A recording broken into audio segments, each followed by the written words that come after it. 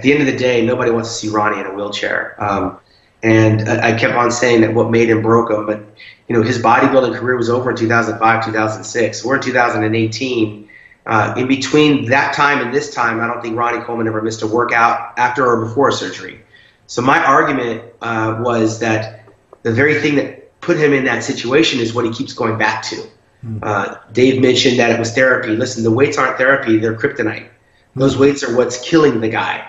So my argument was, at some point, when you say, okay, I got to find another way to get these endorphins active, because I think the addiction to the weights is a compounding element to these surgeries. You have torn tricep, you have the neck, you have the back, you have all these ailments, yet you're on crutches going to the gym. And even the doctors are saying don't go to the gym. So my argument was some of that might have been avoidable if he hadn't kept going back to the well. I mean, he wasn't trying to become Mr. Olympia at this stage.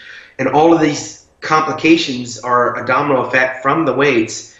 Now Dave was trying to say that it was as a result of the surgeries. Listen, these 3 humongous back surgeries could cripple any of us that were weaker than Ronnie in the mind. Yeah. But prior to all of those back surgeries and in between those back surgeries, it's documented that Ronnie was in the gym. Yeah.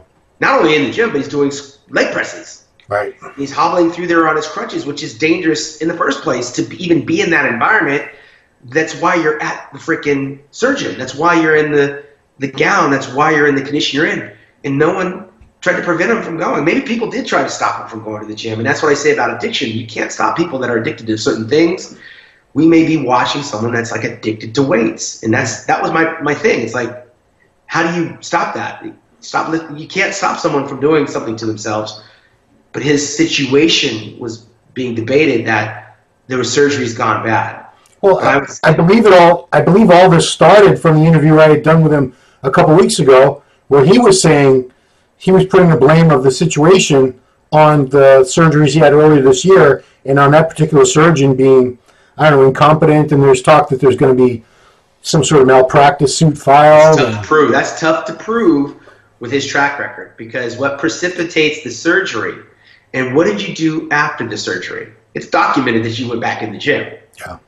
And it's documented that the doctor said that their advice was for him not to go in the gym. So that's, when you try to go after a malpractice suit, you better dot the I's and cross the T's. But if they go just to YouTube and find this guy in his robe lifting weights and doing the very thing the doctors told him not to do, it's a lot, man. I mean, I feel for the doctors that he's going after. But more importantly, I feel for Ronnie being in the situation he's in, because I personally believe it's a domino effect of his choices that he made.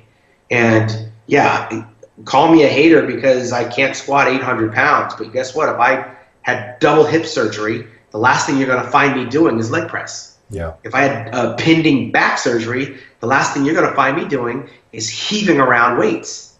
To what end? The weights are the reason I'm having these surgeries. Even if it's arm curls or shrugs or bench press, I mean, stay the hell out of the gym. I can't emphasize that this is a cautionary tale of what not to do.